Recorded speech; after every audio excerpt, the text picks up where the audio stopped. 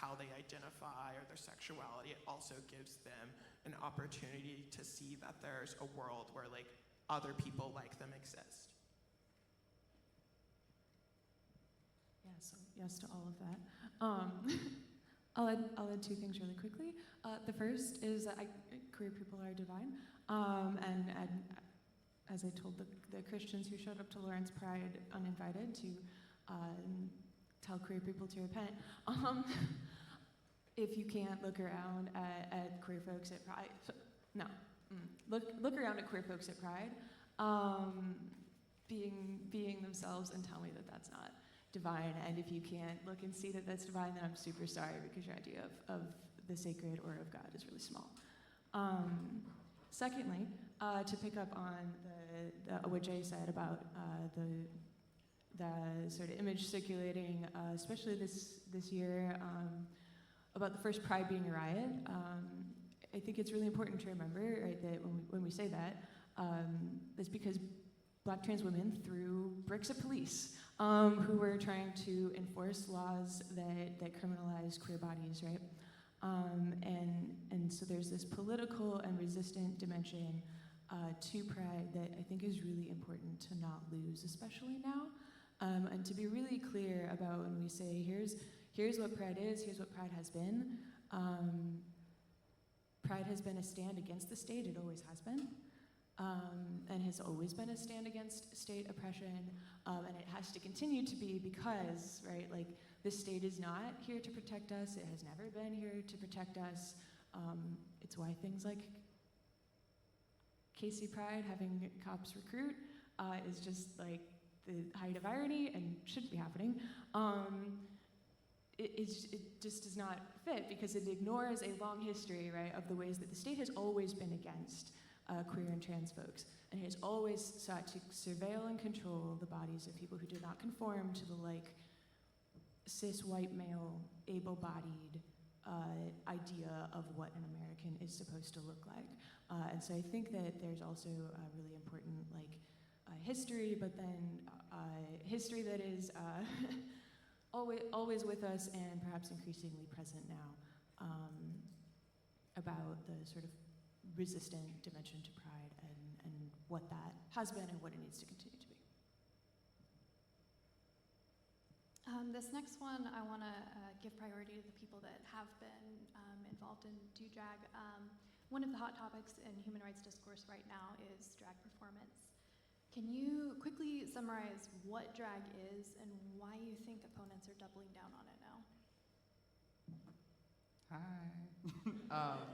So as the resident drag queen on this panel, I'll talk. So drag very basically kind of stems from the like non-adherence to gender like stereotypes, and also like the exaggeration of them to point out how ridiculous they are. So, right, oh my gosh, love this, love you guys. So, like a lot of drag queens I know, do the really big like hair and huge makeup and like the big dresses, and it's extravagant and beautiful and flamboyant and like very campy in the best way. So it's a celebration partly, but it stems from this kind of like rejection by the society around them for being trans or being like gender non-conforming. So like we owe a lot of drag culture now to Black trans women because of how they've shaped a lot of the scene. But drag isn't necessarily like only for trans people. Drag is simply a performance, much like a stage play or like something in theater. Shakespeare did drag, like we're all in it. Could you repeat the second half of the question? I was talking and I would love the sound of my own voice so much. No, that's all good. Why do you think there's so much attention on demonizing drag right now? Yeah, so drag in itself is meant to grab your attention. That's the point. It's supposed to make you look at it. If you're not familiar with the Sisters of Perpetual Indulgence, they have like a chapter in Kansas City. I love your little knowing laughs. Love this. But they basically are there. They they do the really big makeup and dresses, and so part of their mission is to do charity work, but the other part is to draw attention away from protesters or people who feel unsafe. So we're supposed to be paying attention to drag. The point is to make you look. And with that territory also comes a lot of vulnerability, and it's easy to attack people that we see as strange or as attention grabbing. Like if I was sitting up here and like my full wig and makeup and stuff, you'd be like, I cannot stop looking at that. Like, she's so beautiful, wow. But it's just strange to us. We're not used to seeing such an exaggeration, and therefore, like, a lot of GOP narratives specifically can twist that into saying they're grabbing your attention because they want to, like, convert you or make you, like, or make you gay. I'm like, if drag queen's making you gay, you were already gay. So good for you. Yeah.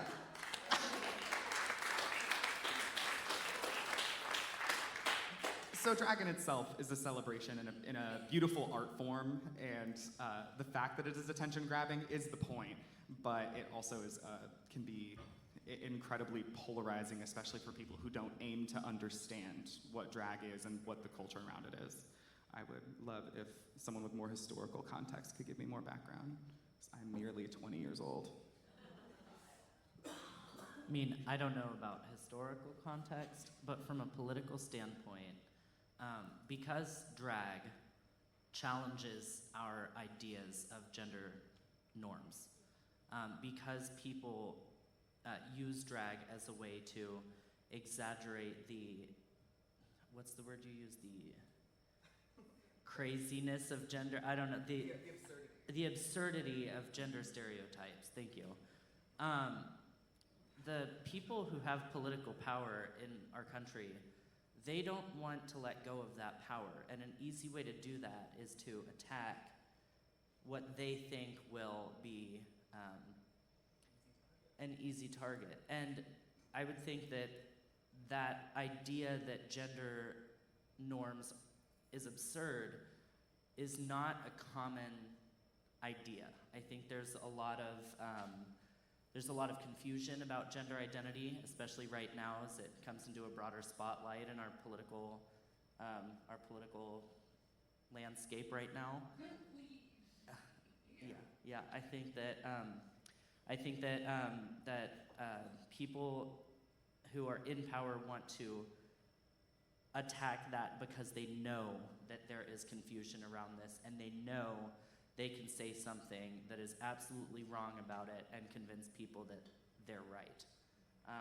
And so that's why, there's such a concerted effort to demonize it right now, in my opinion anyway. Yeah, kind of just going back to what Adam said earlier, drag is really just a critique on gender, really, and kind of like parodies it. I mean, I'm sure there are many cisgender women who put on their full faces of makeup, big hair, and eyelashes, and think they look amazing, but when Adam does it, he's drag queen, I look even better. Yeah. And I think what is at the center of drag is that it leans into discomfort and vulnerability, and that's something that's very powerful, but it also, that's not something everyone is ready for or like has like the power to do in such like an amazing way. So when you rise at this question of like, what is gender, like gender expression, gender identity, the way that it's like taught to us and forced down our throats, some people don't know how to respond to that, and their reaction is one of anger and hate and confusion, where other people find comfort and power in it. And I think that's just something that's led to a lot of like these discussions. Also, I think in the broader context, it's something that trans and non-binary people participate in. I think that like being homophobic and like 2023 is something that's like seen as like really taboo, and those people have like fought long and hard for their rights on the backs of trans and non-binary people, but it's a little easier to like pick out the minority of a minority and be like, let's question these people now. Let's since being gay and lesbian is something that's generally accepted, let's find a new target to try and attack, which is sad, but a reality that we're seeing right now. I really quickly want to add something to that point as well, is that you mentioned cisgender women putting on makeup, it's not quite the same. I want to add that drag is open to everybody. The fact that it is a critique on gender norms is not exclusive to cis gay men.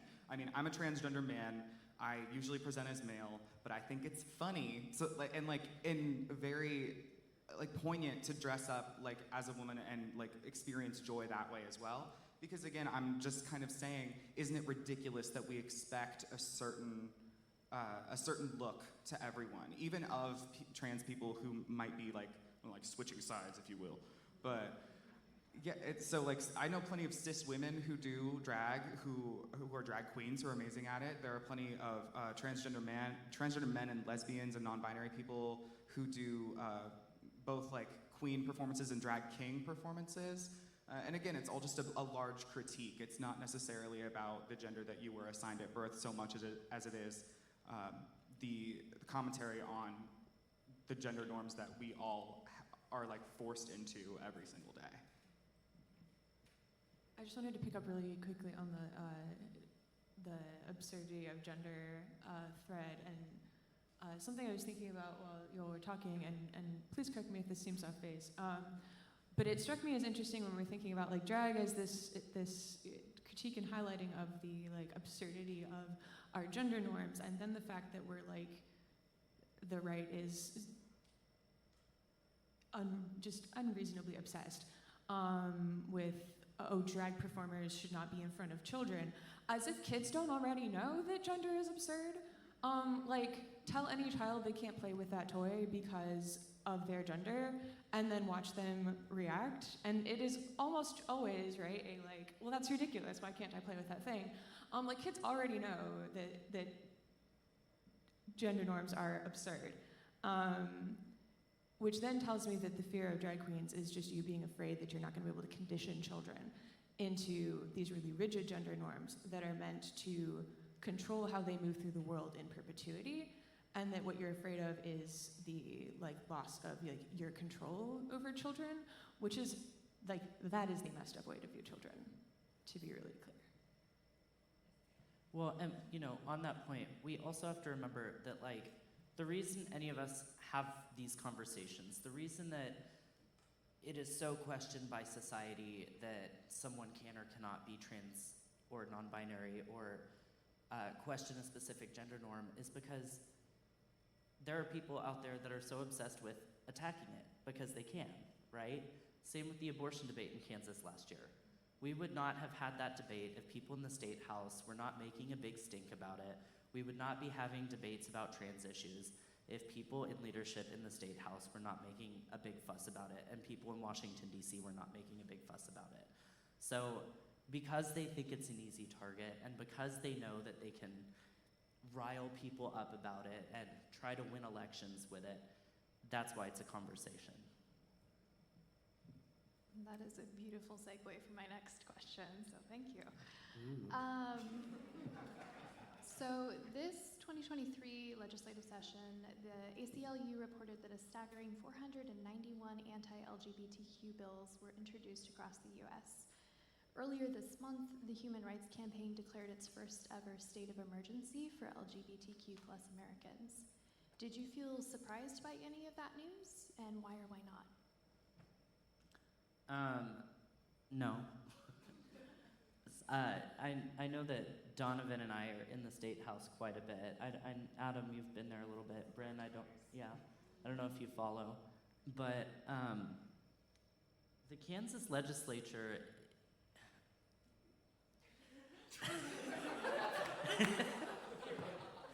period. The Kansas legislature has never been friendly towards LGBTQ people, but they were able to do something this year that they haven't been able to do in the past. Not even under governorship. Oh, just wait, I have not so nicer things to say about him at home. So, Even under Sam Brownback's governorship, I know, I'm sorry. Shouldn't curse on the microphone. Even under his administration, we saw attempts to chip away at LGBTQ rights. I mean, there was a marriage amendment back in the early 2000s in Kansas that failed miserably, and Kansans voted 70-30 to keep gay marriage illegal. And ever since then, there have been bathroom bills and bans. And the reason that we've seen this attack in the Kansas legislature this year is because it's also been, more of a national conversation. And people have been, picking at straws to try and attack them. We've seen this in Florida with Ron DeSantis. People have really been able to turn that into a larger conversation. And like I said before, it's a political one. It's for political gain. It's something that people think they can go after to win elections. And so the Kansas legislature was able to kind of latch onto that, and with support, they were able to pass these bills. And because it's become a political topic of huge conversation these past few years, then I'm not surprised that the Human Rights Campaign is announcing a state of emergency against LGBTQ people. I mean, we've seen a rise in violence against LGBTQ people just this year alone. I don't know if you guys heard about Fountain House, which is a gay club in Kansas City, Missouri. I was there last night. And there was an incident recently where there were people after Pride in Kansas City last week standing in line outside of the club, and someone was shooting a BB gun at them. I don't think that would have happened if there wasn't this type of conversation in our politics.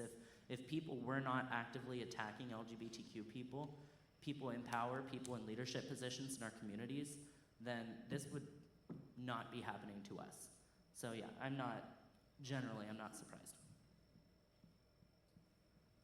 Maybe this will be an interesting answer compared to everyone else in the panel, but I actually was surprised by it. And not to say that it wasn't like in the realm of possibility so much as that it just hurt when it happened. And how quickly we've seen this narrative change. I mean, I don't remember hearing a single thing about trans people like 5 years ago. Like when I first came out, it was more like this is something that like I've heard about that's gaining some, some ground in the general zeitgeist.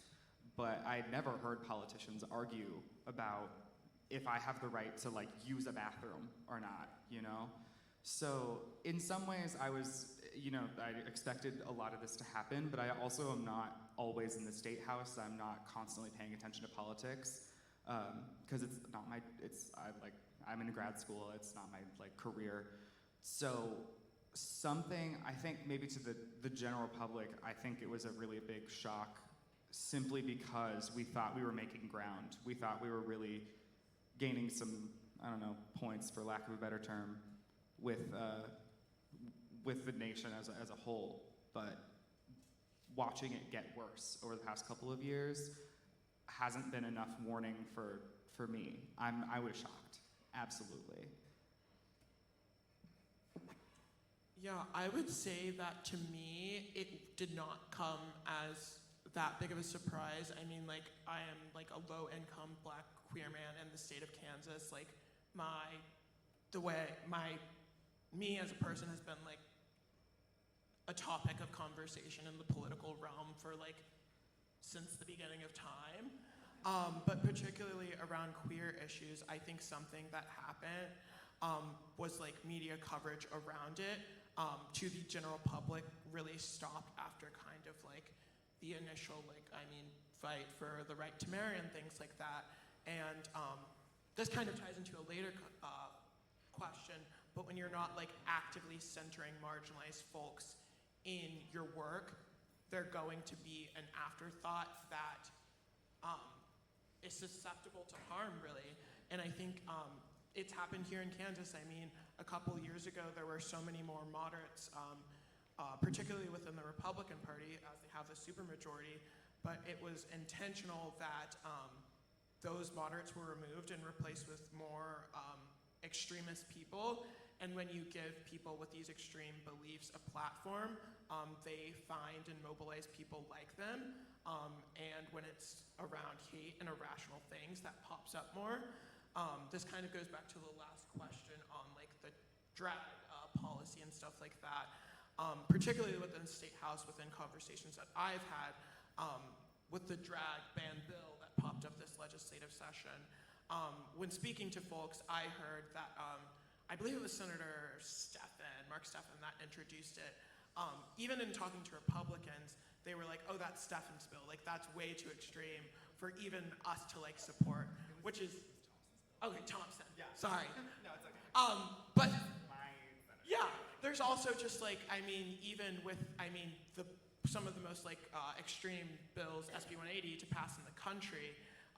In talking to Republicans, you always hear, this isn't something like I like really support, but like leadership, and that just goes to show what like an extreme like minority and like power can do, because you have people voting on bills that criminalize people's existence and cut their access to resources that they need, that they don't believe in, but because someone higher up told them to do, that they put into law, which is really sad and unfortunate, but it's a reality we live in, and a reason why I really push like civic engagement so much in my own work. Yeah, so no, I wasn't surprised. I have not spent time in the Kansas State House. The last time I worked in politics was in Wisconsin, which, to be clear, is not better. But I think, adding to what everyone else said, I've sort of mentioned a couple of times the ways in which we set up laws like this to control and surveil and then criminalize and incarcerate bodies that don't conform to the perceived like norm as dictated by people in power.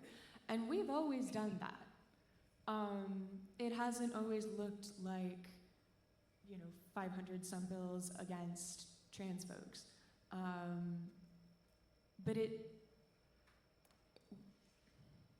sometimes it looks like laws that allow the forced sterilization of disabled people. It looks like the Constitution, not banning slavery. It looks like the forced removal of indigenous people, and just saying like, well, we don't like these people with this embodiment, so we're just going to move them somewhere else.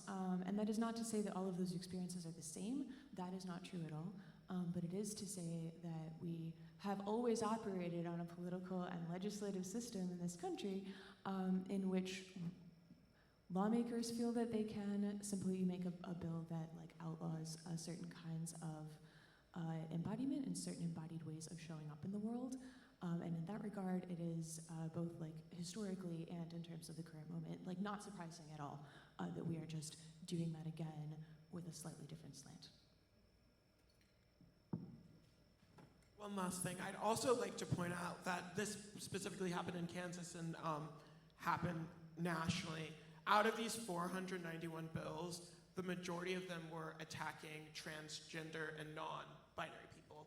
I know that it says anti-LGBTQ plus bills, but like that's what like a lot of that hate was directed towards, what I think shows like where we are in regards to LGBTQ plus rights as a country.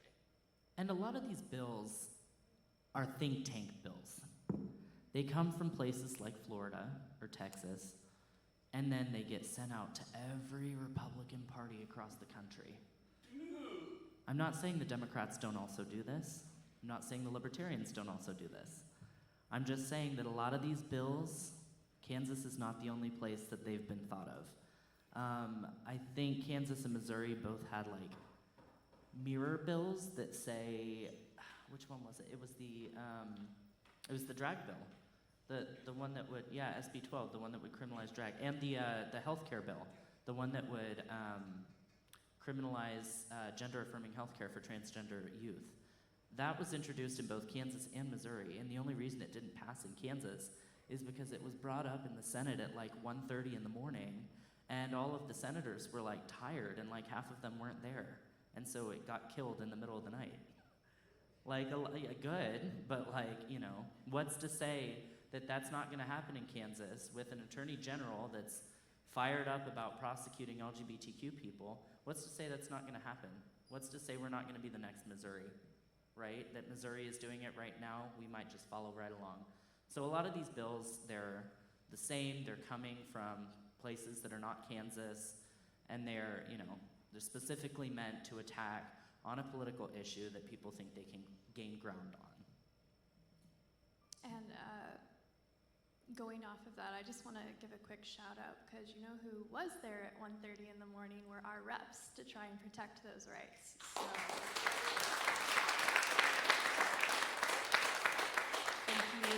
thank you for your sleepless nights and your coffee runs, guys. We really appreciate it. One more kind of data going off of that. A recent Data for Progress survey revealed that over 40% of transgender adults have considered fleeing their homes to seek refuge elsewhere due to LGBTQ+ legislation in their state. This is kind of like a more broad question, but what rhetoric and movements have occurred in the last few decades that you identify as having brought us and led to where we are now? Would you want to stay here? I don't really, you know, I don't want to stay in Kansas. I'm going to, and I'm going to keep doing what I'm doing here, but I would not want to be here. The political climate is so nasty, and it has been for so long, and so many people move out of Kansas because of these types of political issues. It is a joke. Young people are fleeing the state. And I'm not even talking about just like LGBTQ people. I'm talking about we are losing the people that go to the University of Kansas and K-State and these local colleges because people are not set up for success. We don't have a system that encourages educators to want to stay in the state. We have a system that constantly attacks LGBTQ people.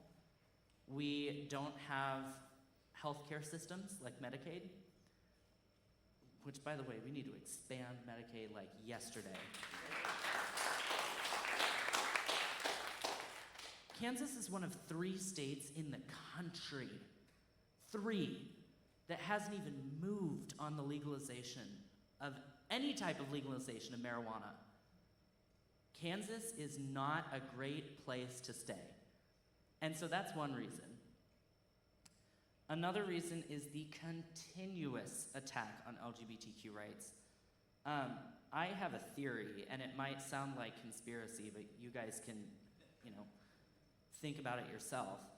I think that after the 2020 election, the other side was like, great, how can we rein it back in?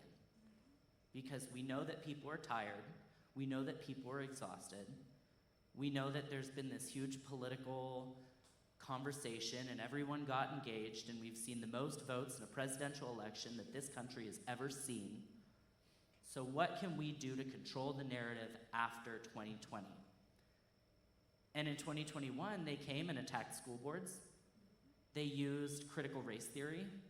They used transgender people as a scapegoat to take back political power. And they closed 2 schools here in Lawrence. Here in Lawrence? Yes. Oh my gosh. Yeah, I mean, it's part of the failing education system in Kansas because instead of like actually supporting our educators, Kansas legislators want to go and spend our tax dollars on private schools and give people vouchers. It's ridiculous. And they don't like public schools because that's where people can go to not be brainwashed into this ideology that LGBTQ people are sinful or satanic and that abortion is wrong. All of this political rhetoric right here is just talking points that they bring up to fearmonger and take back the political conversation. And so that's been happening for a long time. And they're not stopping. And it's exhausting. And no, I wouldn't want to stay here.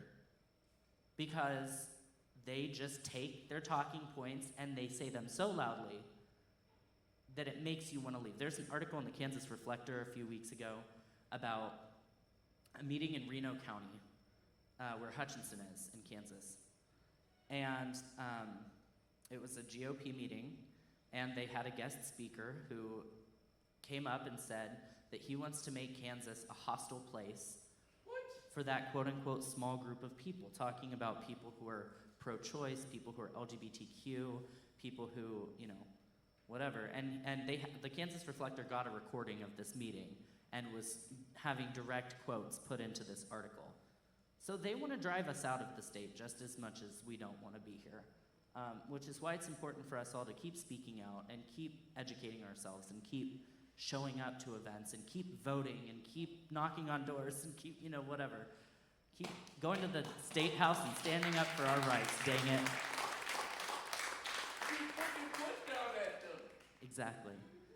So, you know, I don't know what else to say. It's political, man.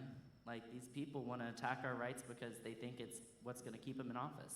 We can't let that happen. It's ridiculous. Agree. And I think to that point too is like, I think a big reason why a lot of people like in our age demographic, me and Donnavan, like are so nervous about staying here. Like, I'm choosing to stay. They are going to have to drag me out by my ears to get me out of here because I will not stop fighting for the kids that can't leave, you know?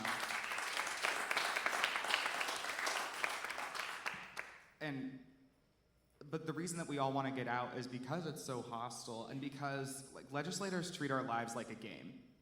It's not a game. Like, the fact that a lot of the kids I went to high school with who are now like stuck in that district, in that space, like can't even use the bathrooms that they want to use, can't play sports with their friends, can't go on overnight trips without having to worry about accommodations. Like, and now that that is legislation, I mean, I went through those things in high school, but I at least had the ability to talk to my admin about it and like make a solution, right? Now I do not have that choice. Now those kids do not have that choice. And the less choices they have, the more likely they're going to make the choice to get out as soon as they can. All this legislation is simply to say, like the Reflector reported on, we don't want you here. We don't want you to have a choice. We want you to conform to what it is that we want you to be. It's not even necessarily trying to get us to leave, it's trying to change our minds into something that, you know, makes no sense. Something that we have been actively fighting against for decades, and they just don't like that it's kind of working. Yeah, I just like to keep it short and simple. Like, it would be so nice to just be comfortable for like one moment. I mean, like, literally, like at my job, the legislative session is so stressful. We have to take like a mandatory week off of work to cope with like what happened, whether good or bad, and like to live in a state where that's like the reality. And even if it's not for you, it's your friends, it's like your grandparents having health care, it's your child having their school funded. Like, it's just so much stress, and our day-to-day lives are so stressful, people don't want to deal with it, and they leave. Simply, young people, old people, queer people, black people. It's just this constant stress that on top of everything else is too much, and that some people just choose not to deal with.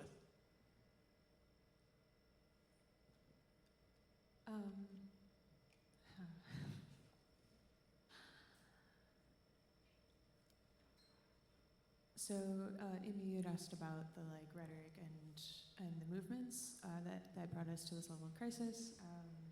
And rhetoric is one of my favorite words, so here we are. So the first thing I wanted to note would be religion. So for a little bit of context, I grew up in the Independent Fundamental Baptist Church. That is, I have an undergraduate degree from an Independent Fundamentalist Baptist University, so this is not me approximating what they believe. This is me having grown up in what they believe.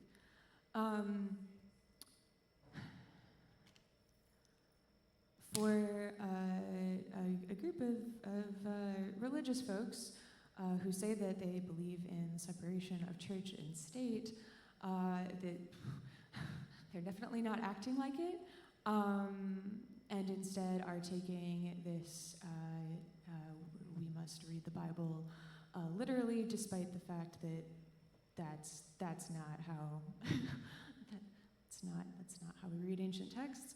And also we must take our religious text and make sure that everybody else lives their lives by it, by legislating it into law, and also turn around and say we believe in separation of church and state is hypocrisy, which they also say is a sin. So there we go. So no, having grown up in that world, it does not surprise me, but I am really disappointed because having grown up in that world, I also find it extremely hypocritical, and I'm really disappointed in folks not actually acting on the things they say they believe that are not really violent and harmful, and just picking the parts of the text they take as sacred that they can use to hurt people, and like only going with those. That is really messed up. But they've been doing it for a very long time, and it's not surprising. Additionally, we've seen a really long trend of not respecting people's bodily autonomy, right? We had the former president on tape talking about it, and he still got elected about it. So it is not surprising that we're passing legislation to remove people's bodily autonomy.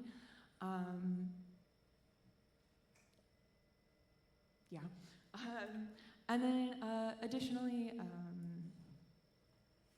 I think Jay brings up a really good point, right, about like there being this plethora of systems, and it's really, think about the priorities of we will stay up till 1:30 a.m. to try to ban trans people, but we will not stay up till 1:30 a.m. to try to fix schools while schools are closing in Lawrence, as you mentioned. Right? Yeah. Yeah. It's awful, and nobody wants to teach here, right? Because they're not getting paid enough. But you'll put already closed down Broken Arrow down. Yeah. And they closed down Yeah. Hickory. Yeah, and when teachers here tried to unionize, or school workers tried to unionize, right? Unionize to be able to try to get better pay and things like that, and go from the ground up. We fought about that too, right? Like we have other problems than trans people. Down, Broken Arrow, South down. I thought that was ridiculous because they just remodeled that. Yeah. school. Yeah.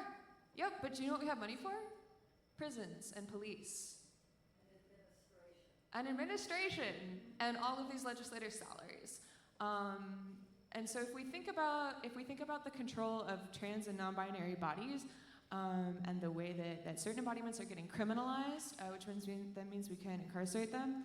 I'm an academic, so this is my plug for a book. I've only done one. This is my only one so far, and I just want you to know that is self-restraint. So Eric Stanley and Nat Smith have a book called Captive Genders, Trans Embodiment in the Prison Industrial Complex, which talks about sort of these connections a lot more. It's fabulous. Everyone should read it. But right, like, we can keep putting money into systems that control and surveil and oppress people, or we can do what abolitionists, like Black feminist abolitionist organizations have been telling us to do forever, as they have been tracing the expansion of carceral systems, which is not just prisons and police. It is also all of this legislation that is aimed at surveilling and controlling and punishing certain people's bodies based on how they show up in the world because somebody in power didn't like it. We can invest in those systems, or we can pull the money out of that and invest in systems that actually support people's dignity and autonomy and health and well-being. And we are deciding not to do that. We can do it. We're just deciding not to. Get better at it. We are trying, but I'm going to need us to try a little bit faster because trans people are out here dying. We're running a little short on time, and I want to make sure we get everyone over to Juneteenth. So I'm gonna ask one more question that I think is really important that we talk about, and then as we're packing up, if you want to ask one of our panelists a question as we're kind of headed over to Juneteenth, please do that. Last question. In 1969, many drag queens and transgender folks were instrumental part of the Stonewall riot, which became the basis for Pride. But only 4 years later, in 1973, transgender and gender nonconforming individuals were already being sidelined and excluded by LGBT folks in the fight for gay rights. Given that history, what are some ways we can regularly check ourselves in our advocacy to make sure we are not leaving behind any of our fellow community members?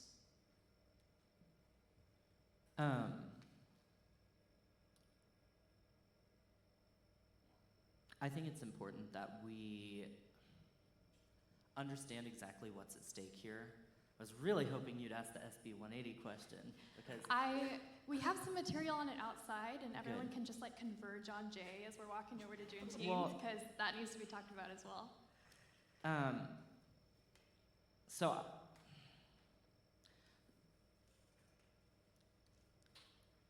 transgender people have always been marginalized in a lot of different ways.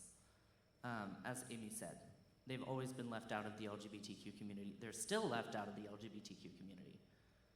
There's these people that are with the log cabin Republicans or whatever.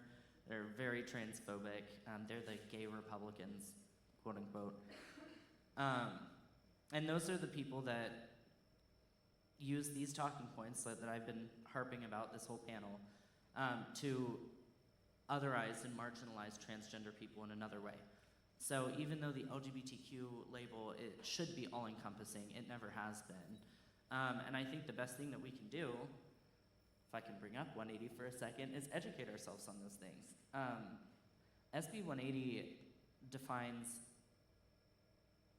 a female as someone who was produced to fertilize, or to produce ova, and a male as someone who was designed to fertilize ova. And then it's very broad, and it's very confusing, and it's very upsetting in a lot of ways. Then A, it attacks the transgender community and otherizes them and completely erases them from our state statute. And B, like, this could have broader implications than just the LGBTQ community, right? Right now the bill doesn't have any enforcement, but you can see how this can tailor onto other issues when we're talking about fertilizing ova. And we're bringing it back to abortion, right? Because they want to attack that too.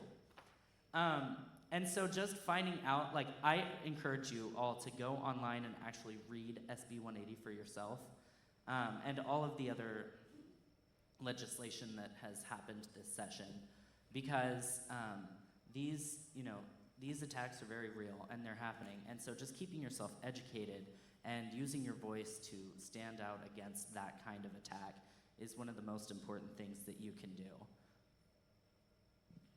Yeah, especially with like the big legislative stuff going on, we kind of have to think about, okay, so what does this fight actually look like? How can we, like, back to your question about how can we include trans people in this conversation?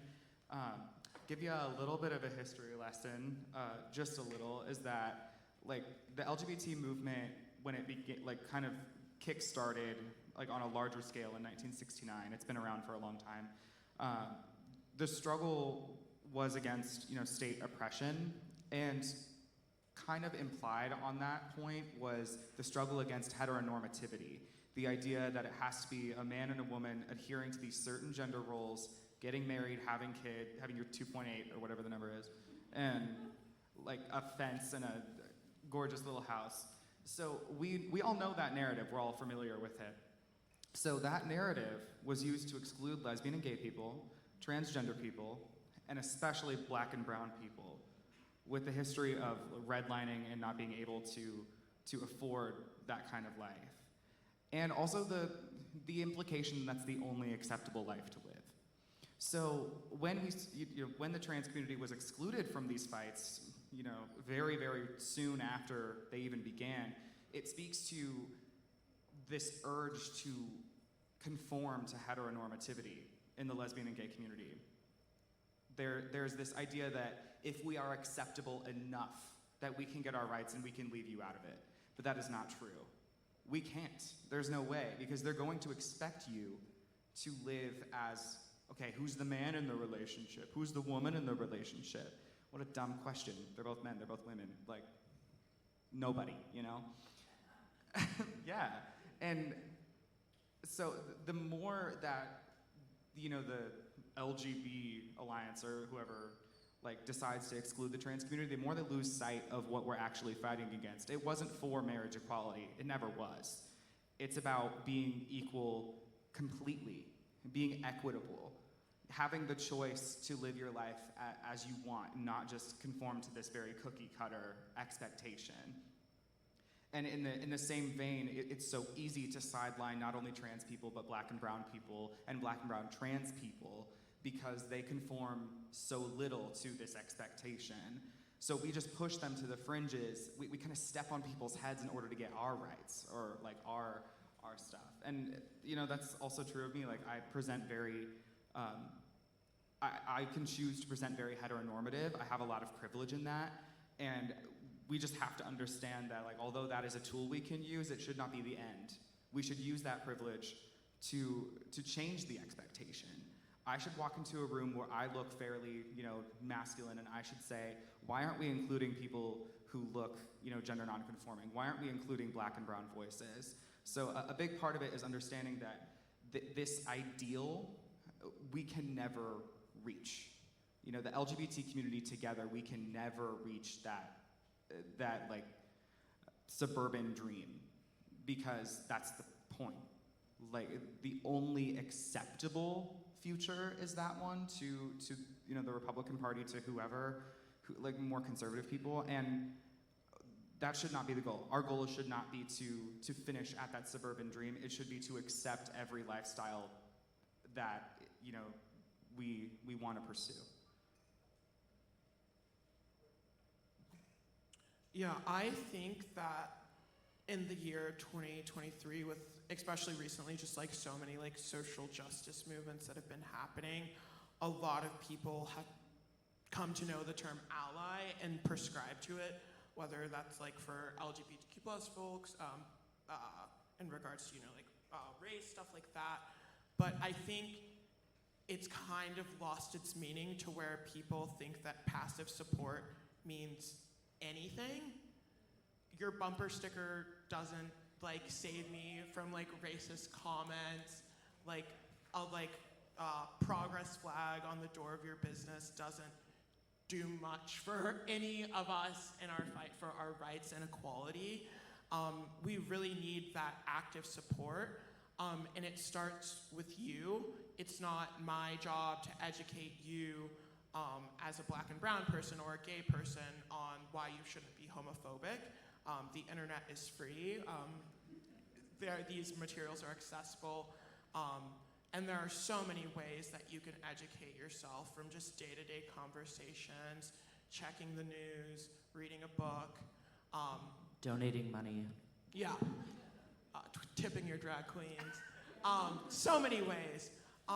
But really at the center of that, I think it applies for, I mean, just across so many spaces. And also, if you're not actively working to include people in broader movements, you're not really doing the work. I mean, I can't see because the lights are blinding me, but how many black people are in the crowd? Okay. Brown people? Hey! We made it to 4, 5.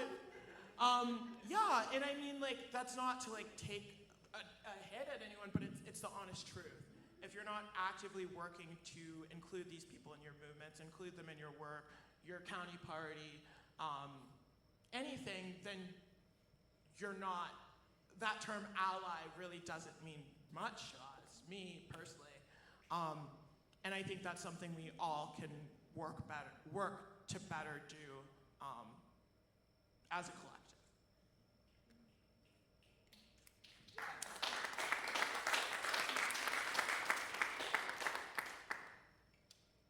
Yeah, everything they said.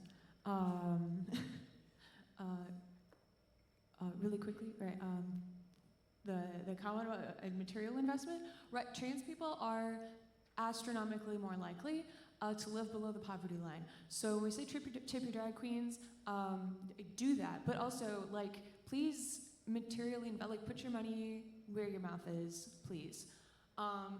Get your churches and nonprofits and businesses and party to do the same thing, please, because that is a huge part, and it's not a metaphor, it's not a metaphor. So please materially invest and financially invest in trans and non-binary folks' lives, contribute to queer-led mutual aid projects, like all of the things. When somebody tells you their lived experience, please believe them. That's it, the end. Like, please believe them. And in particular, when in addition to when there are not marginalized folks in the room, start figuring out why that is and trying to address that. When marginalized folks, and by this I mean particularly trans women of color, talk about their lived experience, I need you to believe them, and not just like, yes, I validate you in the space of this individual conversation, but believe them all the way into the policies you advocate for, to what you vote for, to the work you do as a party in the county, and to the people you put in office, the people you put in leadership in your county party, like all of the things, right? Because the Combahee River Collective, said once, like, if I'm going to badly paraphrase this, right? If black women were free, everyone would be free, because the removal of the things that oppress black women would, by necessity, liberate everybody else. And so this idea that our liberation is bound up together, and that centering the most marginalized voices in the room is actually the way to liberation for everybody, is true in a literal sense. And particularly for my friends who identify as Democrats and who are doing work in that space, but also in relation to like the histories of the LGBT movement.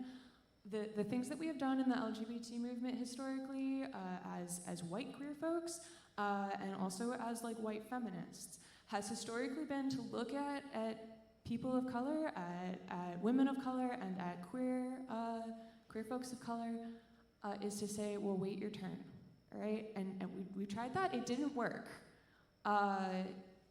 It's violent, it's not acceptable. And so please, if you are looking at something that people who are more marginalized than you are advocating for, and you're saying, well, that's maybe too extreme, we should wait and do that later, please stop and think about the history of what you're doing, and do something different, because we do not have time for that. It is still violent, it is just a different kind of violence than what the Republicans are doing. Please don't do it, that's all. And one last thing I was going to say. We're never No. So in Kansas, the only reason that some of these bills passed this year is because the Republicans have a supermajority in the legislature, and the legislature is currently being run by someone who thinks he's a mob boss. I think he thinks he's a mob boss. And he has his voting bloc so tight that they're not going to break with him. So how do we do that? We break their supermajority. There were, 6 or 7 House districts in Kansas where the Democrat lost to the Republican by less than 500 votes. And then there were, and we just need to take 3 of those seats in the legislature to break their supermajority in the House. And then on the Senate side, I think it's like 4 or 5 seats, and there were again 6 or 7 that lost by a small number of votes in the Senate. So we need to be working, and we need to be encouraging our friends to show up to vote and to show up to knock doors and make phone calls and ask for money. I know it's not the best thing on the planet. I know it's not great to be making phone calls to strangers asking them to vote. And then the other thing we need to do is empower the people that we were talking about to step into those positions of power. In Douglas County, I believe you guys have a House seat that's opening. Wouldn't it be great if you could fill that with a queer Black person that could go represent those voices in the state legislature? Just food for thought. You know, we need to be empowering people who look different than us and who think differently than us and who sound different than us to take those positions of power, and we need to support them with our time, our energy, our money, and we need to give them the opportunity to serve us in the state legislature so there is representation there.